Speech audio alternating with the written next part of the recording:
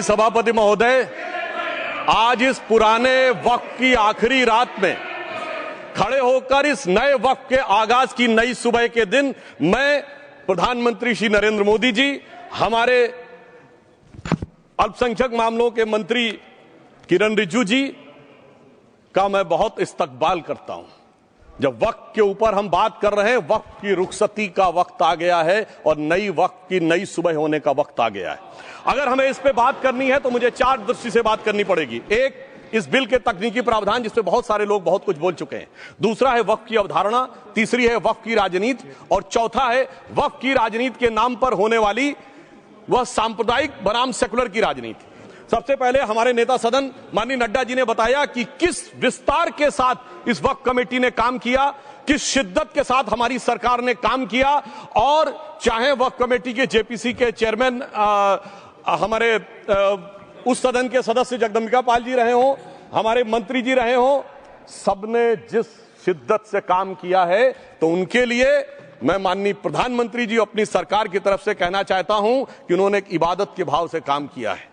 तो मैं कहना चाहता हूं, इबादतों की तरह मैं ये काम करता हूं, अपने फर्ज को झुककर सलाम करता हूं, फिर भी आप खिलाफत कर रहे हैं। तो तेरी मुखालफत से निखरती है शख्सियत मेरी, मैं सियासी दुश्मनों का भी बहुत एहतराम करता हूं। तो इस एहतराम के साथ मैं अब आगे का प्याम शुरू करता हूं और मैं ये बताना चाहता हूं कि एक बड़ी सिंपल सी बात है, जो अभी माननीय नड्डा जी ने भी कहा। दुनिया के तमाम मुस्लिम देश बता दिए, इस्लाम की धर्म स्थली सऊदी अरब, सबसे बड़ा मुस्लिम देश इंडोनेशिया, जहां खलीफत रही वहां टर्की, और जहां आईएसआईएस का इलाका वहां इराक और सीरिया, वहां कहीं भी कुछ भी नहीं है ऐसा। फिर भी हमारे यहां क्यों है, कैसा? तो मैं कहना चाहूंगा सभापति महोदय, एक हिंदी में कहावत होती है, नया मुल्ला प्याज ज्यादा खाता है, परंतु यहां तो जो गैर मुल्ला प्याज बहुत खा रहा था, और इतना खा रहा था कि आंसू निकल रहे थे गरीब मुसलमान के भी और देश के भी।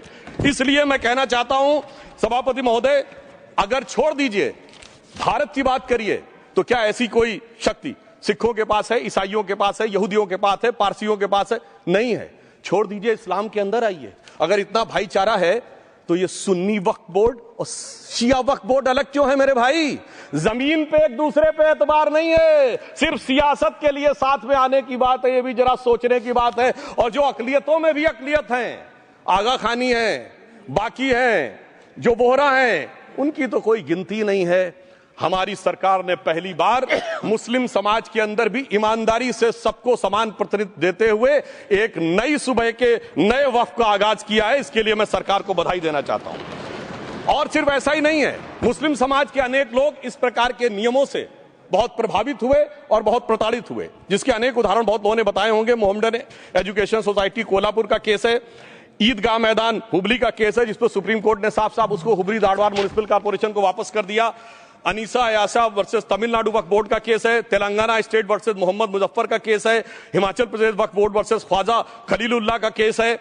और सभापति महोदय, ताजमहल पर भी दावा कर दिया गया।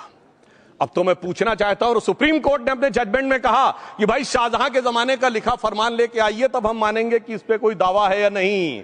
आप सोचिए कि अगर ये वक्त का कानून इसी ढंग से चला होता तो क्या होता। अभी हमारे जॉन ब्रिटास जी और मनोज झा जी ने बहुत सारी बातें बोली थी। एक प्यास की बात बोली थी, उन्होंने उड़ीसा के ग्राहम स्टोन्स का जिक्र किया था, तो उसमें तो कांग्रेस की सरकार सीबीआई की इंक्वायरी नहीं कर पाई थी। मगर जब ताजमहल का उल्लेख आता है सभापति महोदय, तो एक प्यास मुझे याद आ जाती है। जब शाहजहां जेल में था और दूर से उस ताजमहल को देखता था और उसे सिर्फ एक सुराही पानी मिलता था, और उसने औरंगजेब से कहा एक सुराही पानी और भिजवा दो, तो जानते उसने मना कर दिया। तो दुखी होकर शाहजहां ने फारसी में लिखा, ए पिसर तू अजब मुसलमानी, जे पिदरे जिंदा आप तरसानी, आफरीन हिंदुआन सदबार, जे देहंद पिदरावा मुर्दा देवम आप। मतलब तू कैसा मुसलमान है जो जिंदा बाप को पानी के लिए तरसा रहा है? तुझसे तो आफरीन 100 बार उन हिंदुओं को है जो पितृपक्ष में मरे हुए बाप को भी पानी देते हैं। और सभापति महोदय, मैं बताना चाहता हूं कि ये हमने ईमानदारी से मुस्लिम समाज के कल्याण के लिए बात की है, क्योंकि एक तरफ खड़ा हुआ है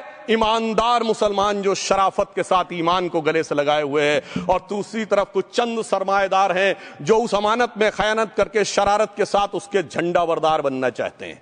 तो ये मुकाबला किसके बीच में है? ये शराफत अली और शरारत खान के बीच में मुकाबला है। हमारी सरकार शराफत अली के साथ खड़ी है। हमारी गरीब मुस्लिम के साथ खड़ी है। ये गरीबों गुर्बत वाले गुर्बत अली और सरमाएदारे वाले गाजी खान के बीच का इलाका है। मगर मैं कहना चाहता हूं महोदय, एक बात मैं बहुत स्पष्ट रूप से कहना चाहूंगा, इन जरूरतमंद मुसलमानों की लड़ाई के लिए मैं कह सकता हूं कि ये गरीब मुसलमानों के दिल की कसक और कट्टरपंथी वोट के ठेकेदारों के मन की ठसक के बीच में हमारी सरकार ने उस कसक का साथ दिया है, जिसके लिए मैं मानता हूं गरीब और पसमानदा मुसलमान निश्चित रूप से उनका आभारी होगा। हां, मगर जब इसकी बात आती तो भी माननीय खड़गे जी भी बोल रहे थे, माननीय संजय सिंह जी भी बोल रहे थे, मनोज झा जी भी बोल रहे थे कि साहब आपके यहां वो कितने पुजारी हैं और कितने किस वर्ग के पुजारी हैं। तो मैं उनको बताना चाहता हूं, केवल अकेले जूना अखाड़े ने पिछले साल 71 SC ST लोगों को महामंडलेश्वर बनाया है। अरे आपको हमारे सदन में बैठे हुए बाल योगी उमेश नाथ जी नहीं दिखते? वैसे तो कहा जाता है जात ना पूछो साधु की, मगर मैं बताना चाहता हूं विश्व हिंदू परिषद के 50,000 से अधिक पुजारी ट्राइबल्स में जो शेड्यूल कास्ट है जो काम कर रहे हैं। मगर मैं हद अदब से पूछना चाहता हूं, बताइए मुल्ला मौलवी मुफ्ती मुकर्रम बारी हाफिज में से कितने पसमंदा हैं? उसमें कितने जुलाहा अंसारी घोसी बताइए मिरासी कितने हैं? बाकी छोड़िए, पर्सनल बोर्ड में है क्या? अरे वक्फ बोर्ड में है क्या? इसीलिए मैं कहता हूं खुद मियां फजीहत दूसरों को नसीहत। अगर ईमानदारी से बात करनी है तो उस पर आगे। मगर मैं एक बात और कहना चाहूंगा कि हमारी जो सरकार ने नाम दिया है, इसको उम्मीद नाम दिया है, और ये उम्मीद है किसके लिए? उस ईमानदार मुसलमान के लिए और देश के हर खास व आम के लिए ये उम्मीद है। मगर सभापति महोदय, कुछ लोग वो हैं जो उम्मा का ख्वाब पाले हुए थे। उम्मा शायद हमारे बहुत से लोग समझते हो ना समझते हो, पूरी एक एंटायर जो इस्लामिक खलीफत और राज होता है उसको उम्मा कहते हैं। उम्मीद वालों को तो उम्मीद की नई रोशनी दिख रही है, उम्मा वालों की उम्मीद पे पानी फिर रहा है। तो ये उम्मीद और उम्मा के बीच का भी मामला है। परंतु मैं ये भी कहना चाहूंगा सभापति महोदय, इसके बाद सिर्फ ऐसा ही नहीं था। प्रॉपर्टीज के ऊपर, तमाम सरकारी प्रॉपर्टीज पे, जिसमें बहुत डिटेल में हमारे साथी लोग गए, मैं डिटेल में नहीं जाना चाहता। भोपाल का विषय है, हैदराबाद का विषय है, मुंबई का है, लखनऊ का है, पटना का है, बहुत प्रकार से है। माननीय लालू प्रसाद यादव जी का विषय जब बताया गया था तो बहुत ज्यादा हमारे मनोज झा जी बोल रहे थे, तो अब मैं उसके डिटेल में नहीं जाना चाहता हूं। सबने वो वीडियो देखा है। बस एक लाइन में उनके लिए कहना चाहूंगा, वो कुछ भी बोल रहे हैं, जिसे कहते हैं बिगड़ी बात बने नहीं, लाख करो किनकोए, रहीमन बिगड़े दूध को मथे न माखन होए। अब जो बोलना था वो बोल चुके, सबके सामने वो आ चुका। अब एक बात और है, दूसरे धर्म स्थलों के बारे में विषय आता है, तो मैं याद दिलाना चाहता हूं केरला के कैथोलिक चर्च ने 31 मार्च 2025 को जो लिखा, सिर्फ उसकी लास्ट की 2 लाइन बोलना चाहता हूं। We request the central government to get the amendment bill passed as early as possible so that the tears of thousands of suffering people in the place like Munambam can be wiped out only by a legal amendment that can provide a permanent solution to their suffering. We urge all the MPs from opposition party to support the bill so that the historic legislation can become unanimous. मगर सभापति महोदय, ये अल्पसंख्यकों की बात करने वाले जब अल्पसंख्यक की बात आती तराजू पे तौलते हैं, किसका वेट ज्यादा है, किसकी धमक ज्यादा है, किसकी खनक ज्यादा है, फिर तय करते हैं कि माइनॉरिटी के साथ आना है, किस माइनॉरिटी के साथ नहीं आना है। और मैं एक और बात कहना चाहता हूं, तमिलनाडु के तेरी मंदिर की बात आई, यमुनानगर में गुरुद्वारे की बात आई, केरल में क्रिश्चियन कम्युनिटी की जमीन की बात आई। बहुत सारे लोग प्लेसेस ऑफ वर्शिप के एक्ट की बात करते हैं, तो as per places of worship act Tamil Nadu का मंदिर का तो स्टेटस नहीं चेंज हो सकता भाई। 15 अगस्त 47 के बाद किसी प्लेस ऑफ वर्शिप का स्टेटस नहीं चेंज हो सकता, तो वक्फ बोर्ड को क्लेम फॉरफिट कर देना चाहिए, because it is in contrast to the places of worship act. परंतु अब सुनिए, यही गुरुद्वारे के बारे में भी होना चाहिए। मगर सभापति महोदय, चाहे वक्फ बोर्ड का एक्ट हो, चाहे प्लेसेस ऑफ वर्शिप एक्ट हो, एक ही को फायदा होना है, जिसे कहावत में कहते हैं खरबूजा छुरी पर गिरे या छुरी खरबूजे पे गिरे, आखिर में कटना भगवे रंग के खरबूजे को ही होता है। अब मैं यह भी बताना चाहता हूं कि इन संपत्तियों के द्वारा जो कुछ हुआ, उन्होंने इतनी चीजों को लिया है, इतनी चीजों को लिया है। एक पुराना उर्दू का शेर है कि मिटे नामियों के निशान कैसे कैसे, और ये जमीन खा गई आसमां कैसे कैसे। इस जमीन ने कैसे कैसे लोगों को अपने में समा लिया, इसकी तमाम तारीख गवाह है। अगर मैं इसमें बहुत डिटेल में जाऊंगा तो सदन का बहुत सारा वक्त जाएगा, परंतु मैं एक बात यह कहना चाहता हूं कि जब इतना ज्यादा आगे बढ़ गया तो फिर कोर्ट ने आगे इंटरवेंशन करना शुरू किया। मैं डिटेल में नहीं जाना चाहता हूं। अभी कार्तिकेय शर्मा जी ने बहुतों ने बोला सैयद फसल का case versus Union of Government, Allahabad High Court के केस को कहा, मगर Bashir versus State of West Bengal case में उन्होंने बहुत क्लियर कट कहा है कि waqf is not a religious religious denomination in accordance with Article 26 of the Constitution, so the matter relating to the restricting the economic, financial, political and other sectoral activities that may be associated with religious practice under Article 25(2)(a) of the Constitution can be regulated by the state. तो मुझे लगता है अब इसके बाद कोई किंतु परंतु का स्कोप नहीं रह जाना चाहिए। परंतु उसके बाद भी सभापति महोदय जो कानून को न माने, जो कहे संविधान को नहीं मानेंगे और जो ये कहे कि साहब अदालत के आदेश को भी नहीं मानेंगे, तो फिर इसका मतलब उसके मन में तो एक ऐसी बादशाही आ गई है। इसके लिए मुझे सभापति महोदय वो पुरानी वाली फिल्म अगर लोगों को याद हो तो मुगले आजम का वो सीन याद आता है कि जब अकबर ने अनारकली को कैद कर लिया तो सलीम कहता है जब्त मैं करूं जिसकी की जमीन वीरान हो गई है, जब्त वो न करे जिनके सिर्फ शौक के बाद चाहत को ठेस पहुंची है। ये जिल्ले इलाही की बादशाही नहीं बल्कि खुदाई है। मैं कहना चाहता हूं जो संविधान को न माने, कानून का न माने, इसका मतलब वो अपनी खुदाई में जी रहा है। तो ये वो लोग हैं। और वैसे मैं सभापति महोदय खुदाई से आजकल बहुत से लोगों को डर लगता है, क्योंकि जहां जहां खुदा है वहां वहां भगवान है, जहां जहां खुदा है वहां वहां भगवान है। बाकी आप सब बहुत बुद्धिमान हैं। अब मैं ये भी बात कहना चाहता हूं, और वैसे आखिर में उस अनारकली को कैद से छुड़ाने के लिए सलीम का एक हिंदू साथी दुर्जन सिंह ही आया था। मैं कह सकता हूं कि वक्फ की इस मुकद्दस जमीन को अगर कैद करके रखा है तो उन चंद लोगों ने जिनके दिमाग आज भी उन चीजों में भरे हुए हैं कि कोई समझता हम तो किसी जमाने में हुक्मराने वक्त थे, कोई कहता हुजूर नवाब थे, कोई कहता बादशाह आलमगीर थे, कोई कहता है बादशाह गाजी जिंदा पीर थे। तो नदीमुल हक साहब ने जो बोला था ना, किसी के बाप का हिंदुस्तान थोड़ी है, बिल्कुल मैं कहना चाहता हूं जिन्होंने इस देश के लिए खून बहाया उनके बाप का हिंदुस्तान है, उस गरीब मुस्लिम कारीगर के बाप का हिंदुस्तान है। पर जो ये कहते हैं कि आगरे का लाल किला किसके बाप ने बनवाया, आगरे का किला किसके बाप ने बनवाया, दिल्ली का किला किसके बाप ने बनवाया, हैदराबाद का चार मीनार किसके बाप ने बनवाया, उसके बाप का यह हिंदुस्तान नहीं है। और उसके बाद भी जो आप करना चाहते हैं, अगर इस रास्ते में आप कांटे बिछाना चाहते हैं तो उनके लिए एक लाइन कहना चाहता हूं सभापति महोदय, तेरी तमन्ना है पर हम खार न बोने देंगे, खार कांटों को कहते हैं, तेरी तमन्ना है पर हम खार न बोने देंगे, तुझे हम राह की दीवार न होने देंगे, तू सबको रौंद कर आगे जो निकलना चाहे हम तेरी इतनी भी रफ्तार न होने देंगे। और इसीलिए हमारी सरकार ने इस विषय के ऊपर एक सही और सटीक प्रयोग करने का प्रयास किया है। मैं दूसरी बात यह भी बताना चाहता हूं, हमारे डीएमके के तिरुचि शिवाजी ने अनायास अकारण यह बात बोली थी कि उस समय जब जिन्ना का उल्लेख करते हुए उन्होंने कहा कि पार्टीशन के समय, तो मैं उनके सुलभ संज्ञान के लिए बता देता हूं, 1946 की कॉन्स्टिट्यूएंट असेंबली में मद्रास प्रेसिडेंसी में 30 आउट ऑफ 30 सीट जो थी वो मुस्लिम लीग ने जीती थी विद 95% ऑफ वोट्स, और एक भी मुस्लिम वहां के बाद बाहर नहीं गया। इसलिए मैं ईमानदारी से कहना चाहता हूं, फैक्ट को समझिए। और जो मद्रास प्रेसिडेंसी के मुस्लिम लीग के अध्यक्ष थे और पीजे पोकर साहब बहादुर और मोहम्मद इस्माइल, वही बाद में इंडियन यूनियन मुस्लिम लीग के अध्यक्ष बने, और उन्होंने 28 अगस्त 1947 को सेपरेट इलेक्टोरेट मांगे, जो कोई जाके कॉन्स्टिट्यूएंट असेंबली की डिबेट में पार्लियामेंट किया। आप वेबसाइट पे पेज नंबर 270 पे जाके पढ़ लीजिएगा। सरदार पटेल ने बड़े गुस्से में इस बात को कहा, अब जो हो गया सो हो गया, एक रात में दिल नहीं बदल गया, मगर अब देश के लिए कैसे आगे बढ़ना है उसके लिए ईमानदारी से आगे आओ। और खैर मैं अंबेडकर जी और पटेल जी के बहुत सारे वो कोट कर सकता हूं, सारी बातों को छोड़िए। मगर अफसोस की बात यह है सर कि अभी मनोज झा जी ने बोला था हम में से कोई शक है, कोई हूण है और ये करिए। अरे भैया जमाने चले गए, अब जेनेटिक सीक्वेंसिंग का जमाना आ गया है। और जेनेटिक सीक्वेंसिंग ने क्या प्रूव किया है, दुनिया के सबसे बड़े मुस्लिम देश इंडोनेशिया के राष्ट्रपति आए थे और राष्ट्रपति भवन में उन्होंने डिनर के दौरान कहा कि few weeks back I got my genetic sequencing done and I was told that I am an Indian GDN. अरे साहब कहां गुलामी की मानसिकता में पड़े हुए हैं सभापति महोदय। और यहां गुलामी की मानसिकता इस कदर पैबस्त है लोगों के दिमागों में।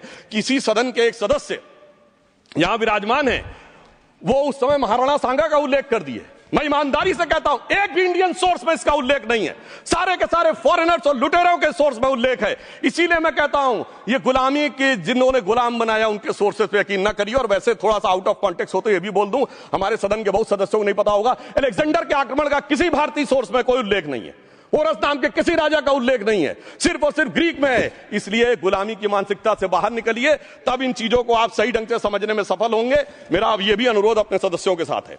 वक्त की अवधारणा के बारे में बहुत कुछ बोला जा चुका है कि ओरिजिनली कहां से आया, पर मैं इतना कहना चाहूंगा, सबसे पहले वक्त का उल्लेख आता है जब ससनिड एम्पायर को खलीफा उमर ने कैप्चर किया तो आज का जो सदन इराक है उसके इलाके को उन्होंने वक्फ डिक्लेयर किया और वो स्टेट के द्वारा कंट्रोल होता था। स्टेट के बारे में माननीय नड्डा जी ने अभी बताया कि बड़े बड़े देशों में किस ढंग से होता था। सर सैयद अहमद खान ने भी वक्फ को मूल इस्लाम का हिस्सा न मानते हुए इसके लिए मुजार शब्द कहा है जो शरिया के अंतर्गत आता है, और इसी के लिए उन्होंने फतवा आलमगीरी को भी कोट किया था। और इसीलिए 1894 की जो प्रिवी काउंसिल का जजमेंट जो आया था वो वक्फ अल औलाद के खिलाफ आया था। मगर सभापति महोदय 1906 में कलकत्ता कांग्रेस अधिवेशन में कांग्रेस ने प्रस्ताव पारित किया कि प्रिवी काउंसिल के जजमेंट में कुछ गलती है, इसे बदलना चाहिए। क्योंकि 1904 में जिन्ना कांग्रेस को ज्वाइन कर चुके थे, इसलिए मैं कहना चाहता हूं फिर 1913 में वो जजमेंट बदला गया। हमारे सदन के बहुत से सदस्यों ने इस सदन और दूसरे सदन में बोला है, मैं एक सेंटेंस बोलता हूं, लगेगा जैसे वही लोग बोल रहे हैं।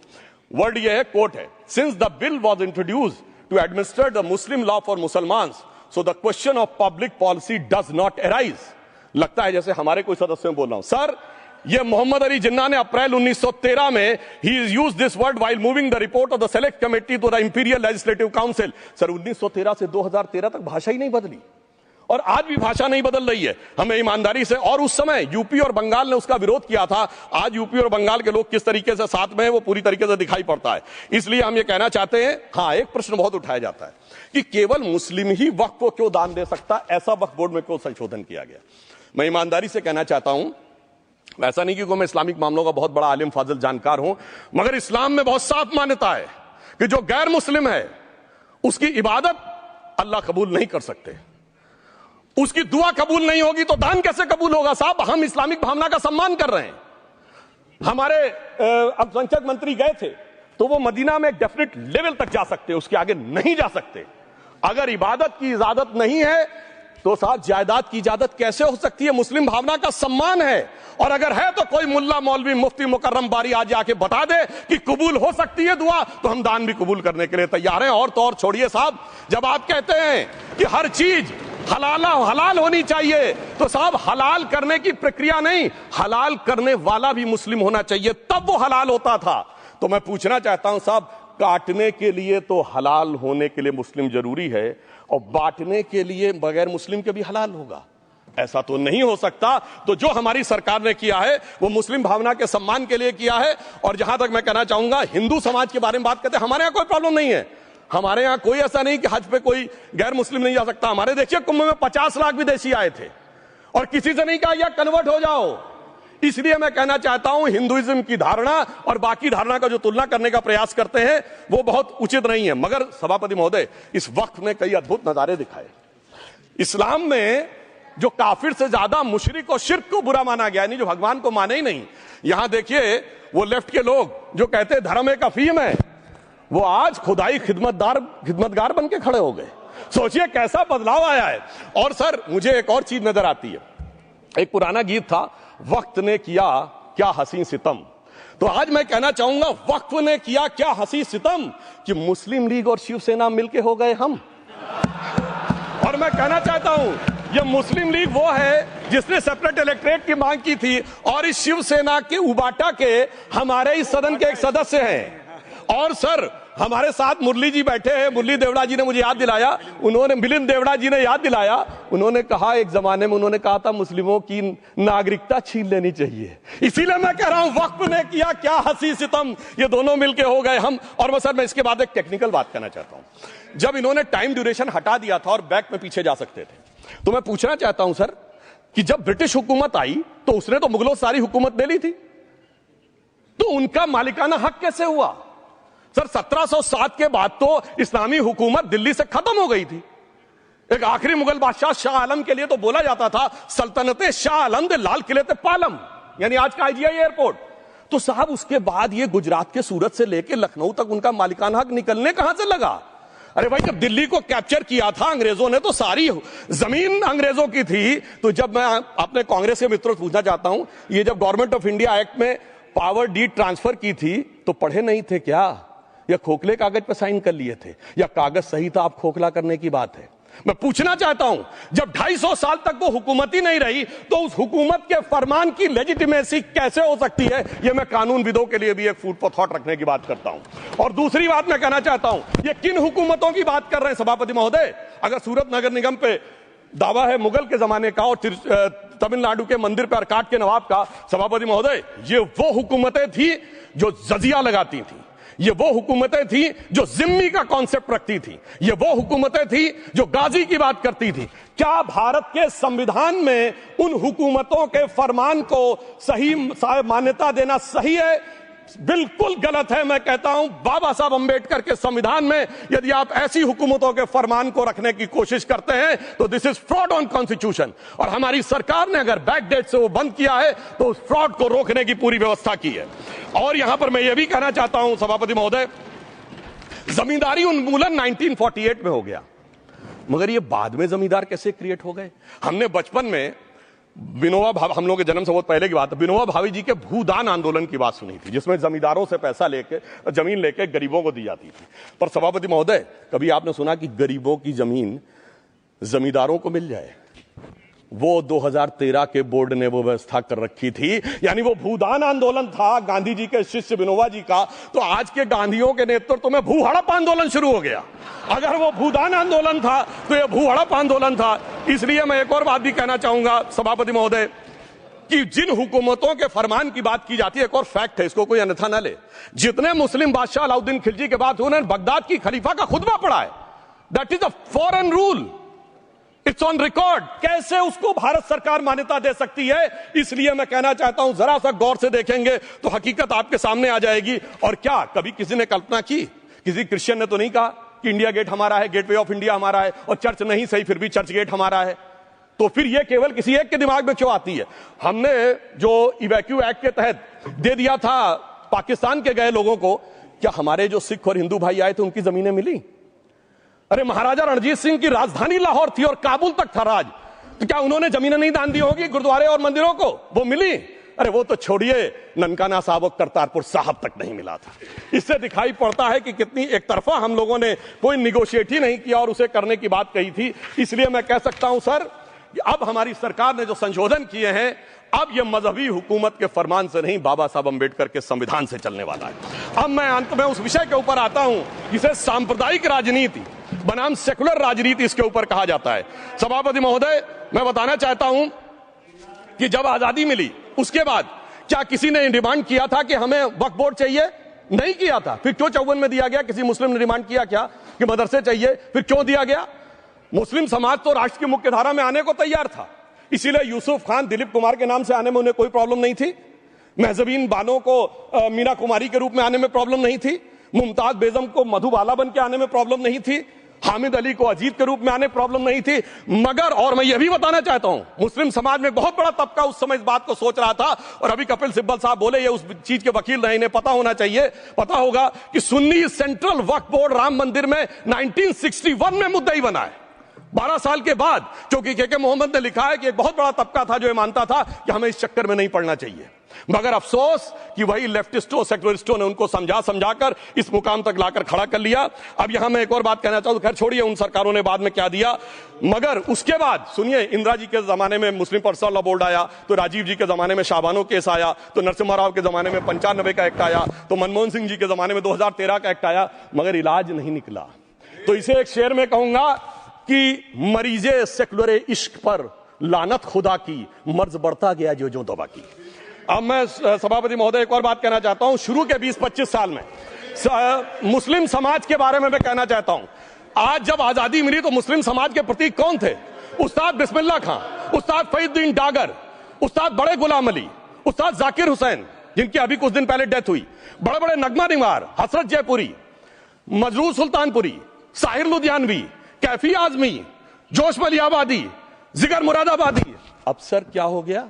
तब मुस्लिम समाज इन अदब के शाहकारों के साथ जोड़ा जाता था। आज मुस्लिम समाज का नेतृत्व किन लोगों के साथ जोड़ता है? इशरत जहां, याकूब मेनन, मुख्तार अंसारी, अतीक अहमद, दाऊद इब्राहिम। कौन जोड़ रहा है ये? तब से सर, जब से ये सेकुलर हो गया देश 1976 से और सेकुलर सियासत शुरू हुई, उसने ले जाकर इनको इस मुकाम तक पहुंचाया। और इस वक्फ बोर्ड के बिल में भी जो बात कही जा रही है सर, मुस्लिम समाज को यह समझाया गया कि तुम्हें बीजेपी वालों को तुमसे बड़ी अदावत है, और कहा गया इनको बड़ी मोहब्बत है। जब यह देश आजाद हुआ, मैं उत्तर प्रदेश का रहने वाला हूं, उत्तर प्रदेश में 1931 की संसद में 8% रेट ऑफ डेथ थी और सैयद मुसलमानों में 24% थी। यूपी की ब्यूरोक्रेसी में 20% थे। आज कहां चले गए सब? मैं एक लाइन में कहना चाहूंगा, ये अदावत और मोहब्बत की सियासत में ऐसे फंसे कि किसी को किसी की मोहब्बत ने मारा, किसी को किसी की अदावत ने मारा, मगर इस शराफत अली को सेकुलर सियासत ने मारा। और मैं सभापति महोदय एक और बात कहना चाहता हूं कि चलिए बोलिए। Fauzia Khan, please one second, mike is there. Yes, ये बोल रहे हैं मुस्लिम समाज आज का इशरत जहां और फलाना टेररिस्ट के साथ नाम जोड़ रहे हैं। ये बिल्कुल आरोप है सर, इसको एक्सपंज करना चाहिए। ये समाज के साथ अन्याय है। ये बात आपको एक्सपंज करना होगा सर, ये बात को। एक honourable member, if you would carefully go through what Sudhanshu has said, I am sure you will appreciate his spirit. Just think for a moment. He has not cast any aspersions. Sudhanshu, go ahead. Time में जवाब दूंगा और उसके बाद ये हमारा सदन माने ना माने, जो देख रहे होंगे उनके लिए कहना चाहता हूं sir, doctor APJ Abdul Kalam. One second. काहे परेशान? Vaiko ji, honourable member, Vaiko ji, oh my God, Vaiko ji,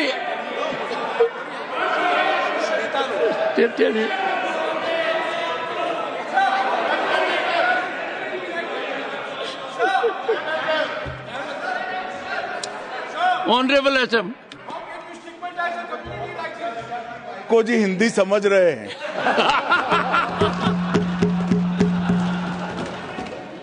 One second. Fauziya Khan, one second. First, I think. One second. Sir क्या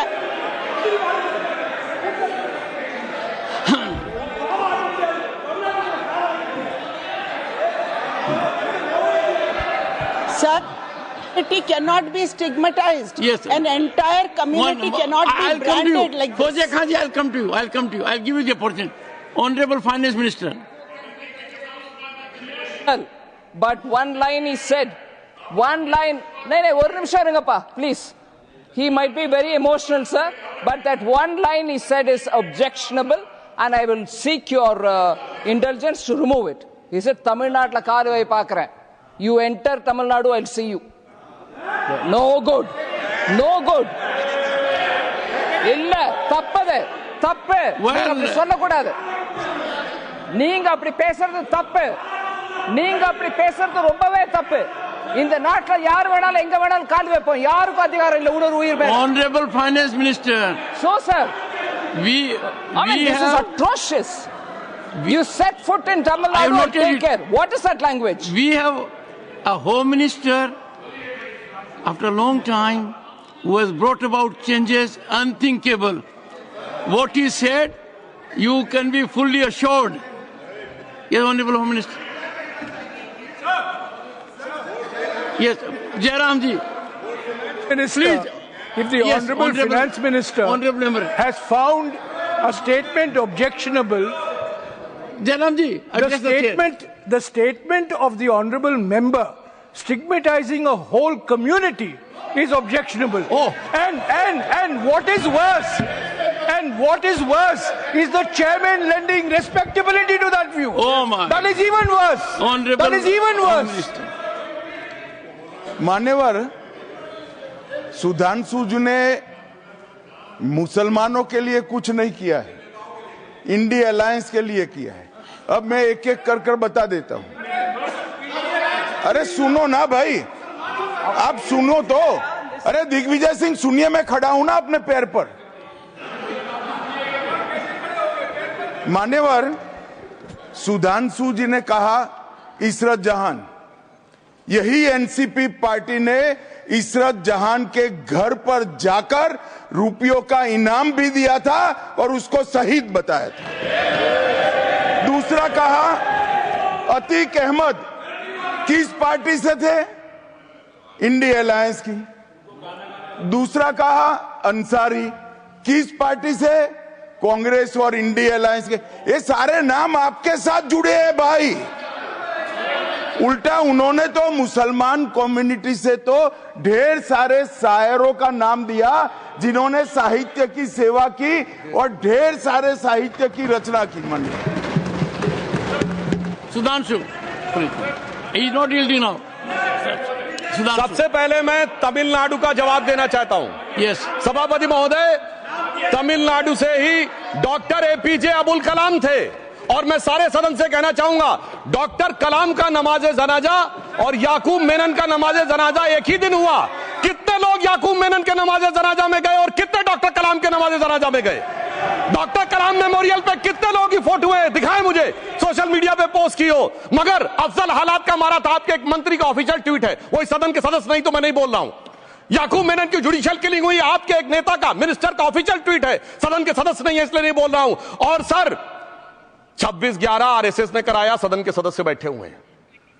हाफिज साहब और सुनिए, जाकिर नायक शांति का मसीहा सदन में सदस्य बैठे हुए हैं। सर किसने जोड़ा? मैं नहीं कह रहा हूं जोड़ा, हमने किससे जोड़ा मैं बताना चाहता हूं। मैं अपनी बात, सर मैंने नाम किसी का नहीं लिया। सर आपने उड़ता तीर क्यों पकड़ लिया? सर मैंने नाम नहीं लिया, उड़ता तीर क्यों पकड़ लिया? सर मैं पूरी बात करूं। सर मैं कहना चाहता हूं, हमारी सोच मुस्लिमों के बारे में और इनकी सोच में क्या अंतर है। देखिए, जिन लोगों ने मुस्लिम हिस्ट्री नहीं पढ़ी उन्हें मैं बताना चाहता हूं। एक दो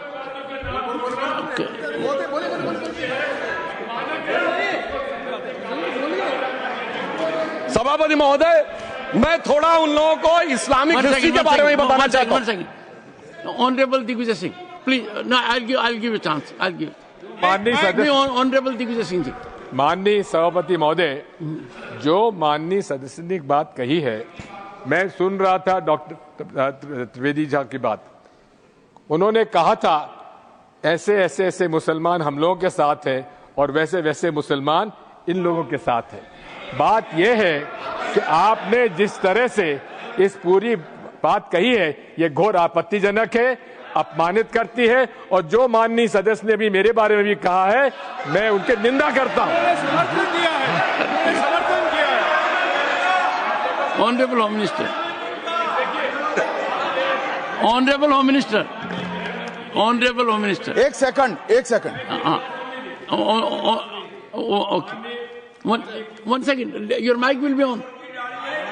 जी महोदय, मुझे ये सब कहने की जरूरत नहीं है, लेकिन जो गुजरात में दंगे और फसाद हुए, कौन कौन उसके लिए जिम्मेदार थे बताइए। Honourable home minister.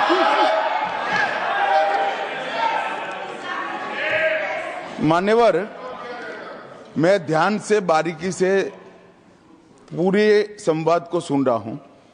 माननीय सदस्य सुधांशु जी ने दिग्विजय सिंह का नाम नहीं दिया। अब वो खड़े होकर कहे मेरे बारे में कहा, इससे साबित हो गए। और अभी भी मौका है, आपने नहीं कहा है कि 26/11 के हमले में आरएसएस का हाथ था, तो अभी खड़े होकर माइक चालू कराकर बुलवा दीजिए। माननीय, और आपत्तिजनक बात है, मैंने ये बात कभी नहीं कही है, ये आप लोगों का प्रचार है। मेरी आपत्ति इस बात की थी कि सभी माननीय सदस्य ने और बात कही है कि अब हमारे तरफ ऐसे ऐसे मुसलमान थे और वैसे वैसे मुसलमान हम लोगों की तरफ थे। ये पूरे समाज के साथ, पूरे अल्पसंख्यक समाज के साथ अपमानजनक बात है। और माननीय सभापति महोदय, आप बताइए, माननीय गृह मंत्री जी, आप वहां पर थे, गृह मंत्री थे जब दंगे हुए थे, तो आप लोगों का क्या रोल था, ये जन जाहिर होम मिनिस्टर। इनको मेरा हुआ ऐसा है कि मैं ही दिखाई पड़ता हूं। आपकी सुनिए, अब सुनिए ना दिग्विजय सिंह, सुनिए, एक मिनट सुनिए। दंगे शांत होने के बाद 18 महीने के बाद मैं गृह मंत्री बना।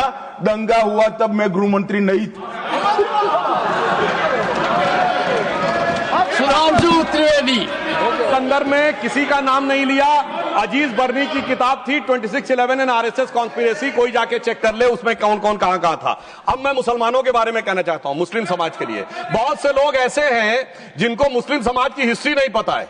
मैं बताना चाहता हूं, भारत से जब न्यूमेरिक सिस्टम सबसे पहले गया तो अल जहार थे सबसे पहले, जिन्होंने जाके 1793 में जो सूर्य सिद्धांत था उसका अरबी में ट्रांसलेशन हुआ सिंध हिंद।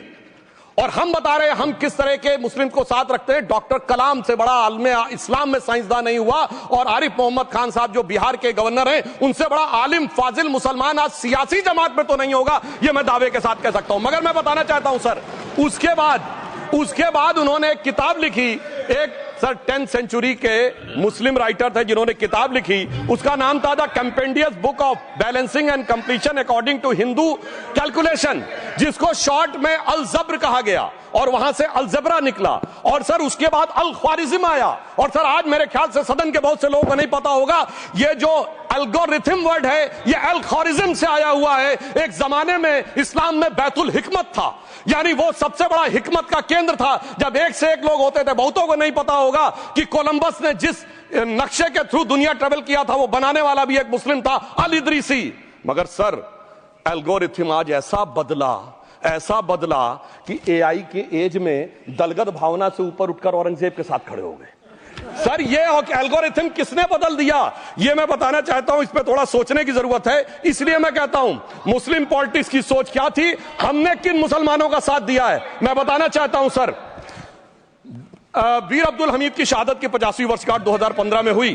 प्रधानमंत्री मोदी जी ने उनके पूरे परिवार को और उनकी पत्नी को बुला के सम्मानित किया, और इन लोगों ने उस यासीन मलिक को, जिसके ऊपर 3 एयरफोर्स के ऑफिसर्स को हत्या करने का आरोप था, वो प्रधानमंत्री आवास में सर साफ दिखाई पड़ता है कौन किसके साथ खड़ा हुआ है, कौन किस तरह के मुसलमान के साथ खड़ा हुआ है। और सर मैं ये भी कहना चाहता हूं सर, ये सर अपने टर्न पे बोलिए सर, पिछले 30-35 सालों से हुआ खड़ा किया जा रहा है। 1990 में जब राम मंदिर आंदोलन हुआ, कहा गया बीजेपी आएगी उत्तर प्रदेश में खा जाएगी। सर बीजेपी आने के बाद उत्तर प्रदेश में जानते क्या हुआ सर, 22 साल से शिया सुन्नी के बीच में जो दंगे चलते थे और मदे साहबा का जुलूस नहीं निकलता था, शिया समुदाय का मदे साहबा का जुलूस लखनऊ में हमारी सरकार में निकलना शुरू हुआ। और उसके बाद कहा गया केंद्र में भाजपा आएगी तो खा जाएगी। सर अटल जी की सरकार आई, इतनी शानदार स्थिति रही। उसके बाद कहा गया गुजरात में आएगी तो भाजपा खा जाएगी। सर गुजरात का मुसलमान आज सबसे समृद्ध मुसलमान है, सबसे ज्यादा जकात वहां से आता है। उसके बाद कहा गया मोदी जी की सरकार आएगी तो क्या होगा। सर मोदी जी की सरकार आने के बाद हमारे साथियों ने बताया है अल्पसंख्यक समुदाय के 70% लोग हैं जिनको किसी न किसी एक योजना का लाभ जरूर मिला है। और सर फिर कहा गया सीए आएगा तो नागरिकता छिन जाएगी। सर उसके बाद भी आपने सब देखा, और सर हम बचपन में सुनते थे कि राम मंदिर बनने लगेगा तो मिडिल ईस्ट के देश पेट्रोल देना बंद कर देंगे। सर राम मंदिर भी बन रहा है, और भारत मिडिल ईस्ट कॉरिडोर भी बन रहा है, और अबू धाबी में भी मंदिर बन रहा है, और 4 मुस्लिम देशों ने सर्वोच्च नागरिक सम्मान मोदी जी को दिया हुआ है। इसलिए मैं कहना चाहता हूं सर, मर्ज हो तो उसका इलाज किया जा सकता है। जैसे हमारे यहां वैद धन्वंतर माने गए हैं, इस्लामी अकीदे में वैद हकीम लुकमान माने गए, तो कहा गया है उनके लिए कि इसमें क्या रखा है, देखे है जो तू आन के पास, बदगुमा वहम की दारू नहीं लुकमान के पास। यानी मर्ज का इलाज है, पर वहम का इलाज तो हकीम लुकमान भी नहीं कर सकते जो आपने पाल कर रखा है। मैं कहना चाहता हूं हम किन मुसलमानों की बात करते हैं। आप गंगा जमुनी तहजीब की बात करते हैं। सर दारा शिकोह औरंगजेब का बड़ा भाई था, उसने उपनिषदों का अध्ययन किया, संस्कृत में अनुवाद कराया और नाम रखा सिर्रा अकबर, यानी वर्ड्स ऑफ गॉड। मैंने किसी को दारा शिकोह की जयंती मनाते हुए नहीं देखा। मैं पूछना चाहता हूं बेगम बीबी ताज, उनके घर पे जाते किसी ने सुना? सर ये बताइए, आलम शेख इतने बड़े कृष्ण भक्त के कवि, किसी ने सुना उनके घर पे जाते हुए? मलिक मोहम्मद जायसी जिन्होंने पद्मावत लिखा, उत्तर प्रदेश के रहने वाले, उनके घर पे कोई गया? ये बताइए ब्रिगेडियर मोहम्मद उस्मान के घर पे कौन गया? आजमगढ़ में, गाजीपुर के रहने वाले थे, आज तक जाने वालों में नहीं दिखे। और मैं सर बताना चाहता हूं एक और बात, सर एक सैयद इब्राहिम रसखान हुए हैं, बहुत बड़े कृष्ण भक्त के कवि। सर जिन्होंने क्या लिखा, उन्होंने कहा मेरा अगला जन्म हो तो भी मैं कृष्ण भक्ति बनना चाहूंगा, मनुष्य बनूं तो ग्वाल बाले के रूप में, और पशु बनूं तो गाय के रूप में। उन्होंने कहा मानुस हो तो वही रसखान, बसों ब्रज गोकुल गांव के ग्वारन, जो पशु हो तो कहा बस मेरो चरो नित नंद की धेनु मजारन। सर उन्होंने कहा गायों के बीच में नंद बाबा की गायों में जन्म लेना चाहूंगा। मगर सर आज एक ऐसे नेता आए हैं इस देश में जिनको गायों से बदबू आने लगी है, तो उनके लिए मुझे मेरे मन में भाव आता है सर कि श्री रामचंद्र कह गए सिया से, ऐसा कलयुग आएगा गोपालक श्री यदुवर कुल में एक ऐसा नेता आएगा जिसे बकरे कटने में खुशबू मिलेगी, गौ माता में बदबू पाएगा, रामचंद्र कह गए सिया से कैसा कलयुग आएगा। अब सर मैं एक और बात भी कहना चाहता हूं, हम किनको मानते हैं सर? नजीर अकबराबादी को सुनिए, कृष्ण भक्त के लिए क्या कहा। सर मैं एक बोलना चाहता हूं, बुल्ले शाह ने क्या कहा? बुल्ले शाह ने कहा, अभी होली गुजरी है, उसने कहा था आज होली खेलूंगी मैं, कर बिस्मिल्लाह। उन्होंने आगे कहा, अलस्तु भी रबिकुम प्रीतम बोले, सब सखियों ने घूंघट खोले, नाम नबी की रतन चढ़ी, सुनिएगा, नाम नबी की रतन चढ़ी और बूंद पड़ी अल्लाह अल्लाह, आज होली खेलूंगी मैं, कर बिस्मिल्लाह। तो मैं भी कहता हूं अब बिस्मिल्लाह करिए और उसके बाद हमारे इस सहयोग करिए, इस सकारात्मक उसका, वरना अल्हम्दुलिल्लाह जो हम मुसलमानों के लिए और देश के लिए करना चाहते हैं उसमें हमें सफलता जरूर मिलेगी। अंत में मैं सिर्फ यह कहना चाहता हूं सर, तमाम प्रकार की बातें यहां पर हुई, सकारात्मक और नकारात्मक, मगर अफसोस की बात यह है कि 1913 के वक्फ वाल औलाद से लेके 2013 के वक्फ वाल औलाद तक इनकी फितरत नहीं बढ़ती, क्योंकि सर ये तो पार्टियां ही अल औलाद हैं, तो इनको तो उससे बहुत ज्यादा वो होगी। पर मैं सिर्फ अंत में कहना चाहता हूं सर, अपनी सोच बदलिए। आप जिस कश्ती पे सवार होकर इस दरिया को पार करने की कोशिश कर रहे हैं, पिछले 75 साल में नहीं कर पा रहे हैं, 10-12 साल में बहुत हिचकोले खा रहे हैं, तो कश्ती और रास्ता बदलिए। तो इनके लिए अंत में एक पंक्ति कहते हुए बात समाप्त करना चाहूंगा कि इन्होंने कश्ती भी नहीं बदली, दरिया भी नहीं बदला, पर इन डूबने वालों का जज्बा भी नहीं बदला, पर है शौक के सफर ऐसा, एक उम्र हुई हमने, मंजिल भी नहीं पाई, रास्ता भी नहीं बदला। अब अगर नई मंजिल पानी है, नई मंजिल की नई सुबह देखनी है, तो मैं कहना चाहता हूं आइए सबको साथ लेकर चलिए।